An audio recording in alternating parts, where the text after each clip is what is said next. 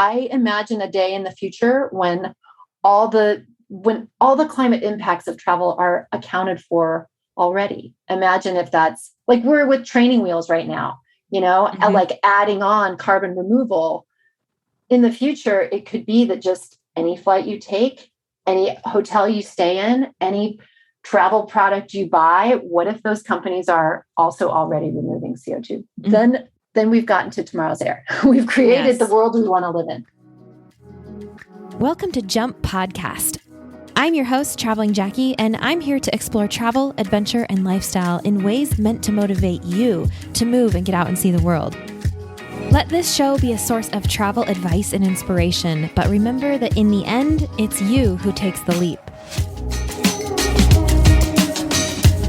Hello, everybody, and welcome to Jump Podcast. Today, I have some news for you, and I realize that maybe some of you haven't listened to this show before, so welcome to the Jump Podcast family. We're about to have a wee family meeting real quick, and then we'll get into the world-changing content that we have for you today, and that is not an overstatement.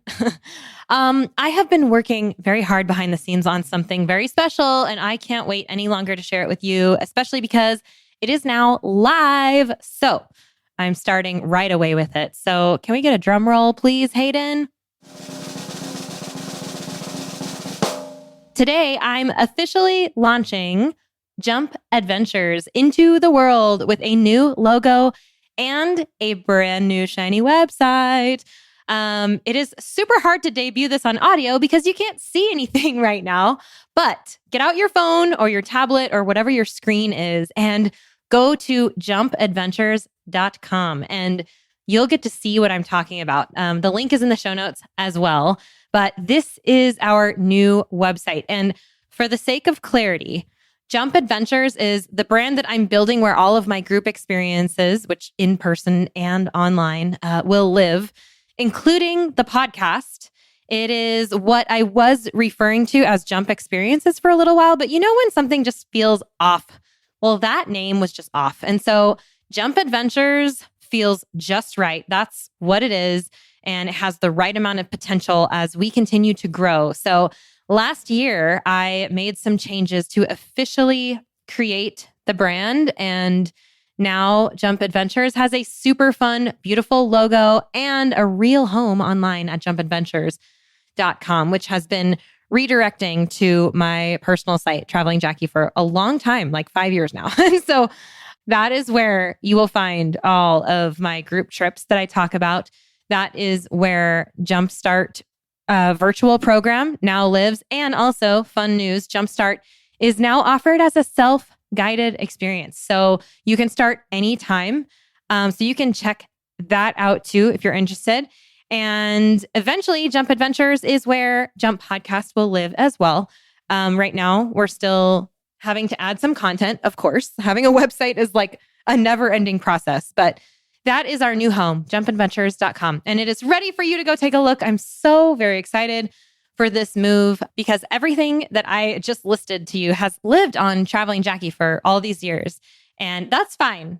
But I'm now officially getting to separate Jump Adventures from travelingjackie.com, which means I kind of get to take Traveling Jackie back as my personal brand and blogging space and my home online, which I also have big plans for in the future, and which also is actually getting a redesign, and we're about to launch that one like really soon as well. So I've been very, very busy. So when you go to jumpadventures.com, two things to check out. First, check out the shop page because guess what? We're getting trucker hats in a beautiful teal, which I'm obsessed with our logo on it. And those are available for order now. It's such just fun. And second, there is a post on there that explains more about the name and the story behind it. I know that when I changed the name of the podcast, I kind of explained to you guys what Jump meant to me. But I have sort of recreated that into a blog post with a little bit more information around the group trips and how all of this has evolved, which has been really cool. And I know that a lot of you out there listening have been listening for quite a long time. And I super appreciate your support. I know you have watched me as a personal brand grow into all of this, the podcast, the other blogs, the group trips, just all of it. And so this feels like a really big move for me. What it really feels like is I've spent all these years mixing up like the delicious cocktail, and now I'm putting like the umbrella in the drink. You know, it's like it's making it look good, and I'm really excited about that. So go check out jumpadventures.com. While you're there, subscribe to stay in the loop for all things going on, because if you're not there yet, that will keep you first in line for all things Jump Adventures. And I'd love to hear your thoughts. I will probably share something on Instagram about it too. So you can find me there at Traveling Jackie and let me know what you think. I very much appreciate your support.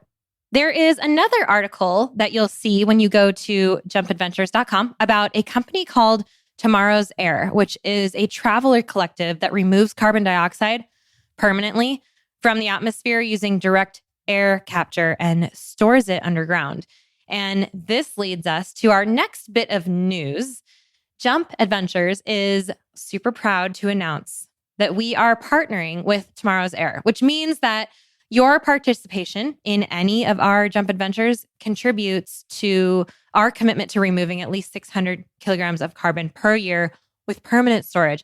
And that, ladies and gentlemen, is what we are here to talk more about today. I have a very special guest on the show today. Christina Beckmann is the co-founder of Tomorrow's Air, and she is joining us to tackle a really big subject, climate action and carbon removal, in a way that hopefully all of us can understand, so that we'll know that even we, right where we are in our small corner of the world, can make a big difference when we act together. So we're going to talk about the problem of too much carbon in the atmosphere, what that means, how travelers are involved, what needs to be done to remove it, and best of all, how each and every one of us can do something about it today. Today's episode is sponsored by Gooder Sunglasses, and we're going to tag our friend Kristen to take us into her Gooder world today. Hi, I'm Kristen Muir. Let's see, favorite Gooders have got to be Mick and Keith's Midnight Ramble. I absolutely love the blue lenses and that this company just doesn't take anything too seriously. They are too fun. I've been an avid runner for over a decade. Sadly, I only discovered these sunglasses about 3 years ago. Wish I'd had them the entire time. They are the only sunglasses that haven't fallen down my face in the middle of a half marathon. They're the best. I absolutely love them. Thank you, Kristen, for that. She is not kidding. These sunglasses do not slide down your face. It's truly amazing and makes a huge difference during physical activity. So if you have not checked out Gooders yet, go to gooder.com, and don't forget that you can save 15% on your entire order if you use code JUMP15 at checkout. Here's to all the funky fashion and fun and functionality that Gooder celebrates with every pair of sunglasses. This episode is also sponsored by Oboz Footwear. Their Sipes hiking shoe was one of Outside Magazine's best hiking shoes of 2021 and rated best for sustainability, as it uses recycled quick-drying materials in the laces and webbing and algae in the insole. Outside says, on the trail, it's comfortably stable and protective without unnecessary clunk or bulk. Perfect for long days on rugged terrain. Oboz boots are comfortable out of the box, capable on a wide variety of terrain, and rugged enough to put up with years of hard abuse. And don't forget, they plant a tree for every pair sold. Check out obozfootwear.com. That's O-B-O-Z. It stands for Outside Plus Bozeman. Oboz. obozfootwear.com, and take a win for your feet and the environment. Thank you so much for supporting our sponsors and our show. And without further ado, let's get Christina on the line. We're so grateful to Osprey Packs for partnering with us and supporting the podcast, so please stay tuned for more about them later on. I have an opportunity for you to join me in real life for some real travel. Here's the latest Jump Adventures update. We are going to Greece for a bike and boat island hopping adventure this May 9th to 16th, 2025, and we still have space left. Check out jumpadventures.com to learn more and book now. We're going to have a yacht all to ourselves with ensuite cabins on board, so you get to sleep in the same bed every night as we start in Athens and make our way west toward the island of Corfu. You'll have your own bike for the week, e-bike if you want one, for cycling the islands as we go, in between meals crafted by our private chef on board, and all the relaxing you want to do on the top deck under the Mediterranean sun.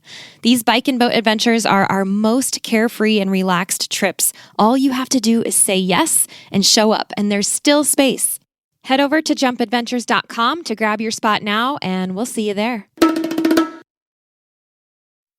Christina, it's so nice to have you on the show. Welcome to Jump Podcast. How are you? I'm great, Jackie. Thank you so much. It's a delight to be here. I've been looking forward to this for lots of reasons. One, because you have been an acquaintance and friend of mine for a long time, and kind of almost a mentor in my adventure travel industry space. We got to share an adventure in Jordan 4 years ago now. Can you believe that was 4 years ago? Jackie, I was thinking about that too. I was like, how crazy that's where, and I remember walking down a steep hill with you and just sharing our life stories a little bit that were not totally dissimilar, in that you sort of shifted from one personal reality into another one, and all the things that kind of open up when you just say yes. Mm-hmm. And people who land in your path alongside you at the right time, so that you can come together 4 years later to talk about something big, right? That's it. Yeah. That's it. So part of the reason, I've already told my listeners that you are the co-founder of a company called Tomorrow's Air, and we're going to get into what that is all about, how that got started and what that means and all of that.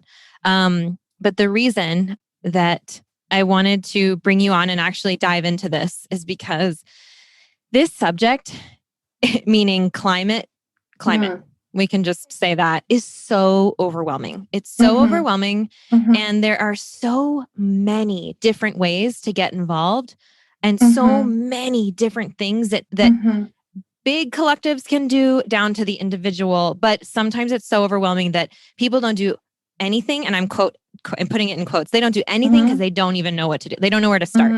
And one of the things I love about Tomorrow's Air is that there's something actionable that is such low hanging fruit for everybody to be able to say, hey, at least I can start doing this, Right. And so I really like that about Tomorrow's Air, because with all of the options, and actually we'll probably bring up this, the road to 10 gigatons that you were just talking about. Yes. You can bring up that in a little bit too, because it basically explains that there's all these different ways you can approach the climate issue. But it feels like we can't do all of them, right? It just feels like that as one person, like how powerful really are you? And I have found that in the midst of chaos, if I can pick one thing that I feel really passionate and good about where I can make a change, it's a start, and I can stand on that and move forward with that. And the thing that I have chosen with Jump Adventures is to pledge to Tomorrow's Air, because it's something that feels very accessible to me, that's going to make a big change. And it's something that I can do. And now I can share that with other people and encourage other people to learn about it as well, and see if they can make a difference. Yeah. And so thank you so much. I hope so. So yeah, that was the big news for the podcast and for Jump Adventures right now, is that we are pledging to become one of the members for Tomorrow's Air. And and I'm really excited about that. And so I kind of wanted to kick off that relationship with this conversation where we can just share and just educate, because that's what we're here to do. So I would love to turn the mic over to you. So first, can you tell everybody just kind of a little bit about who you are, and then how you got started with this? What happened? Like, where did Tomorrow's Air come into your life? What happened? So I'm Christina Beckmann. I am the co-founder of Tomorrow's Air, along with Nim DeSwart, my Aussie counterpart. She and I met in Antarctica. The way I came into this, though, actually starts, and I won't talk for an hour on this, but starts with my background in sustainable travel and working for many years with national governments and with companies on developing nature and adventure tourism that benefits local communities and that supports natural areas, and really learning in nearly 20 years all the different facets of that and all the ways that travel can be such a force for good, and feeling so committed and so on the right side of history with, like, I've always felt very proud of decisions I made earlier in my life where I left a career that wasn't so fulfilling, but took those skills into something that was fulfilling. And I was like, yeah, I'm like aligned. And then when we got to Antarctica, it was like, so first of all, this expedition, I was very lucky to be there. It was a very intentional collection of people put together by Robert Swan, who was the first, he says the first guy stupid enough to walk to the North and South Poles. And he's become an incredible activist for climate, and particularly Antarctica. And he started a foundation called the 2041 Foundation, which is when the Antarctic Treaty expires. I should also mention Jeff Pinaldi and his company, the Explorer's Passage. So I'm on this expedition. It's got climate scientists, it has artists, it has grassroots sort of conservation activists from around the world. The whole purpose of this thing is to do what it did for me, actually, which is give people new information, have you experience firsthand global warming in a way that is like totally unforgettable. To have a lecture in the morning about climate science and global warming and the Paris Treaty and the energy transition. And then in the afternoon to put on 7 layers of clothes and go out into a zodiac through the brash ice with the whales and this endless horizon and these walls of ice. It just is like it's so overwhelming. And so it ended up being sort of like, and we also did work in small groups. We'd have like a question to work on and think about, and then your groups had to make presentations. So it was like this, adventure travel experience, business school, climate camp. I don't know. The idea though, the idea is that you don't just go there and say, oh, I went to Antarctica and look at my incredible pictures, but that you do something with that experience. And so everybody goes back theoretically into their own walks of life and implements what they learned in some way. And I had this moment there, and I also had just this, amazing connection with Nim. And the thing that sort of triggered for me was travel, 2 things simultaneously. One was travel is contributing to the downfall here. And it was such a contradiction because we as travelers, and the kinds of travel that you do and, all the kind of adventure community does, we consider ourselves such stewards of the land. And there's so many things that we're doing to be stewards of the land. Mm-hmm. And I felt like, how can I sleep at night? Now I'm part of the problem. Like, is travel part of the problem? Oh no, travel is part of the problem. Then you sort of sit back from that, like every aspect of our life is part of the problem. But I started thinking that from the vantage point within travel, we also have an incredible opportunity to awaken and activate people in ways that other industries might not, because travel puts you in a place where you're connected with your passion and the reality for that place. You being out of your routine, being in nature in that way, you just kind of are opened up in a emotionally opened up, I think. And then now here I was like, okay, so I work at the Adventure Travel Trade Association. I'm part of an organization that has whatever it is, 33,000 members around the world, tour operators, tourism boards, media. Like from this point within travel, we could actually start a movement. We've been contributing to the problem, but we can be on the leading edge of fixing the problem. And so that was the sort of mental thing that happened in Antarctica that then, Nim and I were sitting around the dining room table and we we came up with the name Tomorrow's Air. It was like, what is the future that you want? What do we need to do? I understood the problem better having been there. We have trillions of tons of CO2 stored in our atmosphere. We have to clean it up. Carbon dioxide has been treated so much like a pollution problem, like looking at how do we not put new emissions into the air, which is important, totally important, don't get me wrong, but to the exclusion of kind of the cleanup problem, which is how do we need to also clean up the stored CO2. We need to give our environment a chance to restore itself and heal. And so if we're only fixated on being carbon neutral, which is a good goal, I'm like, we need to do all the things now. Yeah. But it's like the desire to be carbon neutral has led many people, businesses, and individuals to kind of focus on carbon balancing, on using a calculator to be balanced, to stay neutral, which is really keeping you at the level we're at today, which is clearly not good because everything's on fire or in a drought or flooding, these extreme, the disruption that we have from all this. So I learned in Antarctica to be crisp. I learned that we have trillions of tons of stored CO2 in our atmosphere, that even if everything stopped today, it would take natural systems 900 years to process through the CO2 we have in our atmosphere.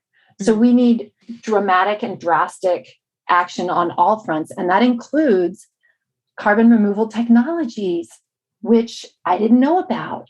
And I started really reading, the 2018 IPCC report talks about negative emissions technologies, and sort of in the scientific community, negative emissions technologies, climate tech is something that's been on the radar, but it hadn't like really pierced our consciousness in mainstream travel. I certainly was like, I don't know, that's for people who are scientists. Like, I got to wait for somebody smarter than me to figure that out. But that's you just nailed that right there. I think a lot of people are waiting for that. So tell us how you overcame it. I will tell you that I was reading an IPCC report in my bathtub, and I suddenly was like, why is no one talking about this? And I overcame it through, I don't know, fury, passion, like panic. The combination of those things was like, okay, here we are at the Adventure Travel Trade Association with all these incredible people who we know drive, great benefits in their local communities, accomplished so much. And I thought, this is the perfect place. If I can get the adventure travel community talking about this, we could get somewhere. So I overcame it, honestly, Jackie, also by not being afraid to ask smart people dumb questions. And you'd be amazed at how willing smart people are to answer dumb questions. And especially when it comes to climate, because people who've been working in climate scientists are dying for somebody to ask them a question, So I learned a bunch of stuff. Another group that I cannot recommend highly enough is called Air Miners, AIRMINERS, airminers.org. It's the largest network of scientists, innovators, academics, students, working on carbon removal. And it's just a really, really incredible place to learn all about this kind of thing. And you can ask, I've had meetings with people, I'm taking notes, and at the end I find out like they're in between their freshman and sophomore year in college. Wow. But they've immersed themselves and they've got like an incredible perspective. There's also an intergenerational component here, and Nim that's another important facet of her work is intergenerational partnerships. But I see that so much in climate because we really need to get out of our comfort zone. This is why this kind of thing is perfect for someone, for adventure travel, Jackie, for you, for me, for people who follow you. It's like, these are people who already want to get out of their comfort zone, and learning about climate tech is just if you just ask some questions and get in there, it's so exhilarating. I feel like learning about carbon removal, Yeah. like a total nerd, but learning about that has made me optimistic, hopeful, excited. Like it's given me a whole new window into climate action that I didn't have before. I'll pause there. We'll come right back to that. Let's take a moment now to thank our wonderful show sponsors. Osprey is the market leader in technical outdoor, travel, and everyday packs. And I've personally used Osprey packs since 2015. My favorites are the Fairview Trek 50 for multi-day hikes, the Cirrus 24 for day hikes, the Transporter Rolling Duffel 60, which is my trusty check luggage for faraway adventures, and of course, the countless packing cubes I use to organize everything that goes in them. We are proud to support each other on the podcast and beyond. We love getting outside, and we want to see more people outdoors. So find out more and join us at osprey.com. You know what? That's so amazing. Okay, because optimistic, hopeful, and excited are pretty much the antithesis of what I would think comes to mind when we think about climate, and I mean, it pretty much is. However, to have found a way in that makes you feel that way is really cool. I'm going to ask you this because I'm pretty sure probably most people listening aren't necessarily going to be super passionate about learning about the technology of carbon removal, but we still want to know how we can help, And so you've jumped in with both feet to this. You have lit up this passion about it, which has brought you to where you are now, founder of Tomorrow's Air. But tell us what carbon removal even is, because we need to back up a little bit and keep, kind of focus on what is the purpose, because we know about carbon offsetting. A lot of people do not know about carbon sequestration. They do not know it exists. And so that's what you're doing. You're partnering with Climeworks, right? To do that. So will you give us a quick rundown on what actually happens through Tomorrow's Air, through pledging with Tomorrow's Air? Yeah. Yes. So carbon removal at the highest level, nature removes, in quotes, carbon. Plants, trees, ocean, all absorb CO2. Negative emissions technologies take CO2 from the atmosphere. They suck CO2 from the atmosphere and can permanently store it. And so there's a lot of language. A lot of times carbon removal is used as sort of a shorthand for negative emissions technologies. Okay. Or climate tech. So there's a lot of language that confuses people also. Of course. Yeah. What Tomorrow's Air, so the space where I saw the big gap was with a kind of technology called direct air capture. Direct air capture works in this way. So we suck air in through a big fan. These modular carbon collectors are about the size of a small car. It sucks air in, ambient air. And another sort of fundamental thing to understand is we all share the same air.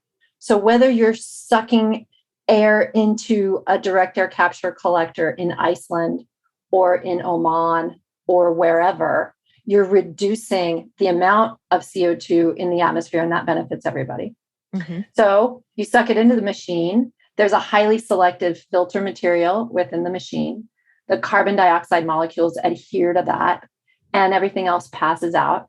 Once the filter is saturated, you close the collector, turn up the temperature, and it releases this very pure CO2, which can then be mixed with other components to make synthetic fuel, for example, which is not what we're doing with Tomorrow's Air, or, which is what we are doing with Tomorrow's Air, pump it underground into basaltic rock formations where it mineralizes within 2 years. And so basaltic rock, which I also learned, is a very porous kind of rock. So this mixture of CO2 and water, this sort of fizzy CO2 seltzer, finds its way into all the little fissures in the stone.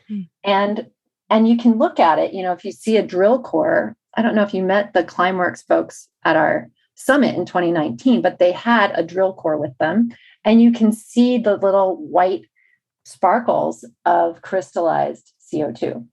And so that, wow. so also people then ask, well, are you generating more CO2 than you're storing to power the machine? And these are 90% efficient. They are powered with geothermal energy, and it's very safe. This is sort of, it's new to us, but it's been in operation for 10 years in Iceland. There's another company that's partnered in here that doesn't get mentioned so much, but they help with the mineralization. They're called Carb Fix. So we can say it's new, but it's not like somebody invented it yesterday and we're just testing around. Like it's in production, and that's it. And so now we see direct air capture as an important component in the portfolio of solutions, along with forest conservation and ocean conservation and all the other things. But we're going to need some technology. I read another article that noted that of the 344 some scenarios for restoring our climate that the International Panel on Climate Change has done, like, I don't know, 60% of them include negative emissions technologies. I can get that exactly right. But the point is, all the sciencey people are talking about the tech, but nobody out here in the real world is kind of like thinking about it. And part of that is because it's expensive. And so it's sort of been like, well, we're going to have to wait for the government to do this or for investors to make it happen. We're going to have to hope that huge tech billionaires do the right thing, which, Microsoft is investing in Climeworks. Shopify is investing in Climeworks. Stripe. So a lot of the tech bros are doing the right thing. But we also don't have to just sit on our hands and pray that they save us. That people do that people with all the money. Mm-hmm. Yes, that's where tomorrow's air comes in. That's where tomorrow's air comes in. Dun, ta-da. Dun, ta-da. We can contribute in increments. So individuals can contribute every month in increments of $10 or $28 or $75. And what we're doing is helping build demand and scale this. And I think that's the story here. It's like a Kickstarter for climate. Yes, it is. And somebody else mentioned that to me. And I was like, I haven't spent enough time on Kickstarter, but that's it. It's just a collective effort. Yeah. It's a collective. The other key thing about Tomorrow's Air that you are also part of, Jackie, is the traveler benefits. So we see ourselves as seeding an ecosystem in which travelers who care about carbon removal and travel businesses who care about carbon removal are in the same sandbox, reinforcing each other. So as a travel benefits provider, you can offer some savings or some early access or some specialness to the Tomorrow's Air member community. And so there's an incentive for businesses to be in the community because they get to directly access customers who share their values. And there's an incentive on the customer side because they get kind of a short list of businesses who are also on the leading edge and doing what they can. And I think that's where, for me, I get super excited is we don't have any place where travelers and travel businesses are coming together on a singular mission like this. So that is kind of the bigger vision is like, yes, $10 a month and you're removing CO2 and you're supporting this important cause. We'll all benefit from a stable climate, but you're also kind of seeding the future of what travel might be like. Like I imagine a day in the future when all the climate impacts of travel are accounted for already. Imagine if that's like we're with training wheels right now, like adding on carbon removal. In the future, it could be that just any flight you take, any hotel you stay in, any travel product you buy, what if those companies are also already removing CO2? Then we've gotten to Tomorrow's Air. We've created the world we want to live in. Yeah. Yes, I love it. I love that we can all help. We can all help. So question for you that may be kind of simple, but if someone listening is like, oh, wow, this is only $10 a month, they might be wondering though, how much is $10 a month actually going to help? Like how much of a difference are they actually making? Because, when you check out on a flight, sometimes they say, would you like to offset your carbon or whatever? It's like an option. You can pay something extra, which is a great, I haven't vetted it. I don't know who does that. But if someone's wondering, like, how much does $10 a month actually help? And how much does the next, if somebody takes one big international trip per year, is it doing something? Is that enough, or can they do like a one-time donation if they take a big trip and just want to, help? I don't know. Like, how much does it help? Yeah. Yes, it helps. It helps a lot. So two kind of facets to the story. One is to think in terms of all the stored carbon dioxide in the atmosphere. Think of it like garbage on garbage day in front of your house. Now imagine your garbage never got collected and all your garbage just kept piling up in front of your house. But inside your house, you were only focused on not generating any more garbage. So inside your house, you're like, I can't generate any more garbage. I'm going to go zero waste. I'm going to make everything. I'm going to whatever. Wouldn't you still want to clean up the garbage on your front stoop? You would. And it might take you, I love watching these hoarder shows, right? It might take you a long time to clear out all that hoarded junk, but they do it. They pick it out. They pick it apart bit by bit by bit. And that's how you get the before and after picture, right? Is because they're picking away.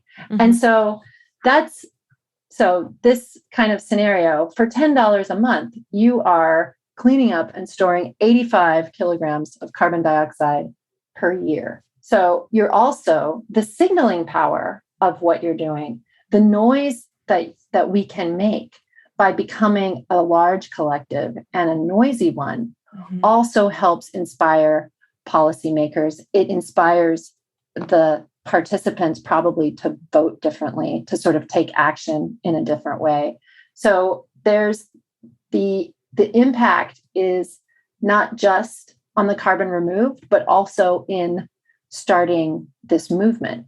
And I would also say that with the carbon offsetting, it's really put us in a mindset of, I calculated the emissions of this flight. There again, it's like new and future emissions.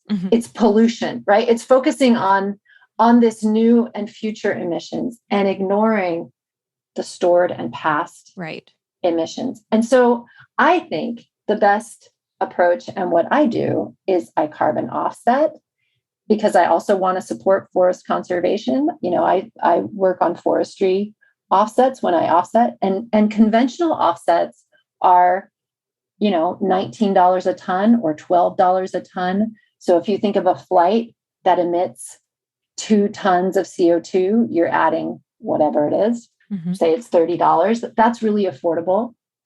Carbon removal with permanent storage, direct air capture can be, we have different price points through Tomorrow's Air, but that can be, say, just, the going numbers that get thrown around there are $600 to $800 a ton.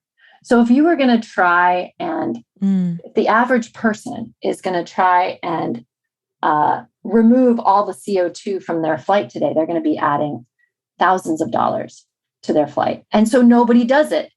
And that's the problem. Because it's expensive, nobody does it. And because nobody does it, we don't build demand and the price never comes down. It doesn't get more efficient. There's a proven thing with technologies called the learning rate, which says that for every incremental deployment of a technology, the cost comes down and the efficiency improves. And this has been proven with solar. You've seen it in health technologies, DNA sequencing, all this stuff. So climate tech is on that same kind of curve. But we have to start. We have to start someplace. So that's why $10 a month, or like what you're doing as a champion member is totally meaningful. Mhm. Having these conversations, getting people switched on to like, oh, there's a way that as an individual, I could be part of helping restore our climate and supporting technology as a way to do that. That is super valuable. But it is hard to kind of separate in your mind this. Everybody's so programmed on offsetting in the typical way. We are offering, like, there's no carbon calculator on our website. It's just a flat fee, because any step we're taking right now is helping. And the more, as we build, it gets stronger and stronger. Yeah. I love how you answered that. Oh, good. Because it was a hard question, really. And you really drove it home that even if you take one grocery bag worth of trash off of the giant garbage pile, if we all do that, we're all making a huge dent in that. And so that's why it matters. Yeah. Yes. I love it. Okay. Yes. Thank you. So Hard to talk about. It is hard, but you know what? We can, we've got it. Like you said, we've got to start somewhere. And like you said before we actually started recording, you said travel can be a force for good. You said technology in hand is compatible with nature, not in opposition, which I love. And if we just start educating ourselves around this, which is what we're trying to do here, trying to use our voices, right? Trying to spread the word, then we can make a difference. And that's really important. So trees and tech together. I have conversations sometimes when people hear that Tomorrow's Air has direct air capture at its core, and we will in time add other climate tech solutions in here. So we're starting with direct air capture, but there'll be other solutions alongside that. But some people will hear the tech side and kind of go, ugh, trees are the best technology. Like, why? And then it gets worse, because they hear that I live in San Francisco and that I have a lot of friends working in tech, and they're like, ugh, you're one of those Silicon Valley, like, people who thinks that tech saves the world. But they go together. And why wouldn't we use all the tools available to us? At this stage, we don't have the option to not use all the solutions available to us. So here's a little statistic. One tree can absorb and store 25 kilograms of carbon dioxide. Direct air capture carbon collectors can pull 50 tons of CO2 out of the atmosphere per year. So why wouldn't we want to do all of these things? I think that's really and it is asking an individual person to, to do more, right? To do more than just one thing. It's much easier for us to think like, if I can only do one thing, I'm going to do this one thing. But actually, we have to start thinking about, if we can only do 2 things or 3 things, we have to try to be zero waste. We have to try and recycle. We have to support forest conservation. And we also can help, add into the portfolio of things you're doing at home, a little bit of climate tech, a little Tomorrow's Air alongside. And that is kind of back to my point of, you have to start somewhere. We all have to figure out where we're starting if we haven't yet, And so once you get one under your belt, then maybe you can decide what's going to mean something to you to move on to the next one. Where are you going to find the next passion to commit to, whatever it is? And I mentioned at the beginning, the tool that you mentioned, the 10 gigaton thing. Let's just briefly share that with people so that they can see what you meant about all the different ways to get involved and how we need all of them. Yeah. So this once again, through Air Miners, this incredible font of cool people with bright ideas. The road to 10 gigatons, road to 10gigatons.com, spell the word 10 is numerals.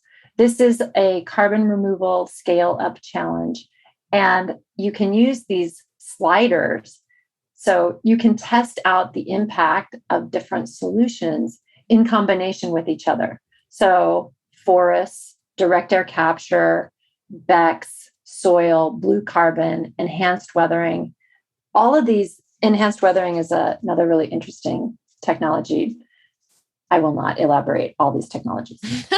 But as you can see, it includes nature and tech in this tool. And you can see that if you just choose one, like if you just scale forests all the way to the top and say, I'm going to remove all the CO2 with forests, you realize planting trees. Yeah. Too much land usage, food prices skyrocket, food scarcity is a major worldwide problem. Some trees involved become invasive species. Wildfires we already live in a warmed world. So once trees burn, they release that carbon. The California wildfires right now we're not just sobbing over the loss of these beautiful spaces, but it's also pouring more CO2 that the trees had stored back into the atmosphere. So, the point with this is not that forests aren't sensational, it's that they're not a solo solution. Exactly. None of these things are solo solutions. And even if I'm not super tech, like you might go on this road to 10 gigatons and see the word exajoules and just panic. But don't. I would. Don't panic. Just play a little bit with the sliders and check it out. Mm-hmm.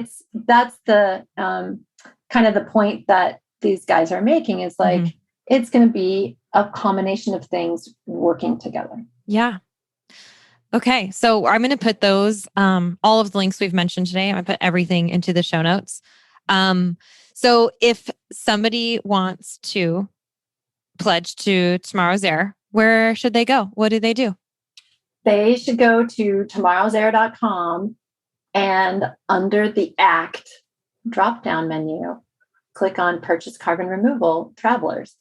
And, if you want to learn a bunch of stuff, you can also noodle around on our website. We have Carbon Removal 101. We have a blog. We've got a whole section on how to be a climate clever traveler with really basic, accessible kind of recommendations for choosing lodging, selecting your transportation, flying. I also have a podcast. It's not as entertaining as this one, Jackie, but there's some really fun people who have spoken on my podcast. I'm thinking of Matt Eggers, for example, who is an investor in clean tech and just great perspective on the whole space there. But I hope that people will sign up for our newsletter and subscribe. It's 2 coffees a month. Lead the change, right? Yeah. Yeah. And become a voice box for something that matters. Mm-hmm. Yes. Yeah. I like that. Become a voice box. I'm going to copy that. Okay. Well, this has been very educational, very helpful, I hope. And I want to challenge everybody listening with what you said at the very beginning, when you went to Antarctica and had your climate camp with all of those really smart people and got to learn so much. Your challenge was to go back into your own walk of life and implement what you learned in some way. And I'm hoping that we can do that today after even just a 45 or so 30-minute podcast episode. It's a start, right? So there's even science that says when people take steps, as you build confidence, you get more empowered. It really is. It's been like the most empowering thing for me to learn about this and meet new people. And it does build, one thing builds on another. So momentum, I think the first steps, and I'm sure you see that with your travelers, Jackie, on these trips that you do, right? Like, oh yeah, people who it become completely animated by what they experience on a trip. Like on the one hand, it's just a trip. On the other hand, it's like a turning point. It's so, completely. Mm-hmm. it's so awesome. Mm-hmm. I want to share one little quote that I recently heard this, and it keeps coming to mind because it is so relevant in all the ways, but action is the antidote to despair. Yes. And yes. Yeah. It's so Yes. true.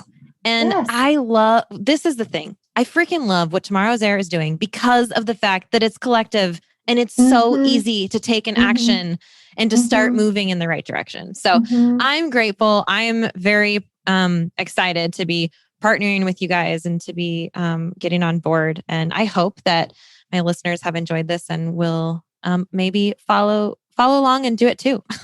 Because it's going to take all of us to remove the trash pile, right? It is. Yeah. It is. Jackie, thank you so much. You are a total inspiration. And it's super fun to connect like this. We will have to see each other soon in a close or distant land. We just missed each other in Montana. I know. I can't believe it. I can't believe it. All right. Well, thank you so much, Christina. And if somebody wants to learn more, like, will you be willing to share are you on anywhere that you want to share? Oh, yeah. Or like if somebody wants to contact you, or are you closed? Are you closed for business? I'm open for business. Instagram is tomorrow's air _ and I have Esther Papp, Artist for Air, and also Extreme teammate here. We answer all those. We also have on the website a talk to us button. I'm on Instagram at XTBKSF, like Christina San Francisco. And you can also email me, Christina@tomorrowsair.com. I'm super happy for any and all questions that come on whatever channel, because love it. Yeah, that's what we need to do. Is I really love hearing what people are thinking. That's the only way we can start to build more bridges, is to answer people's questions. I love it. Okay. Well, thank you for being here to answer mine today. I appreciate it so much. Thanks, Jackie. All Have a right. good We'll weekend. connect with you soon. Thanks. Bye. Bye. All right, guys. I truly hope that was digestible for you and that you learned something. I know I did. I hope that those of you who feel inspired to do so will join us in actively removing carbon from the atmosphere and becoming a voice box for this cause. Please feel free to share this episode to help spread the word. And thanks again to Christina for giving us her time today for such an important subject. Again, you can find all the links that we mentioned, as always, in the show notes. Check out tomorrowsair.com to learn more about everything. And once again, the big news for Jump today, we are live with our new site, jumpadventures.com. So drop on by, check it out. It's just the foundation for now, the foundation for a new castle that I assure you I will build. And you know me, you know I will. I didn't even mention yet another piece of exciting news. If you've been listening for a while, you remember that once upon a time in 2019, I went to Patagonia with Osprey Packs to create a film. Well, that film, Chiloé, was selected for official screening at another film fest, this time right here in my very own backyard at the Bozeman International Film Festival. And it won Best Documentary Short. Yeah. As a podcaster and writer, I never imagined that my first professional award would be as a filmmaker, but here we are. So this has been quite a big week for me. I'm so happy to share that news, all of this news with you. If you haven't seen the film yet and want to, you can find it at travelingjackie.com/osprey. It's part my story, part the story of the people on the island of Chiloé in a remote corner of Patagonia, and part sustainable travel. I'd love to share that with you if you have 16 minutes that you want to fill. So again, you can find that at travelingjackie.com/osprey. Oh, thank you for being here on this crazy journey with me. I appreciate you. And I will stop talking now. Thanks so much for listening. Safe travels, everybody. I will catch you guys soon.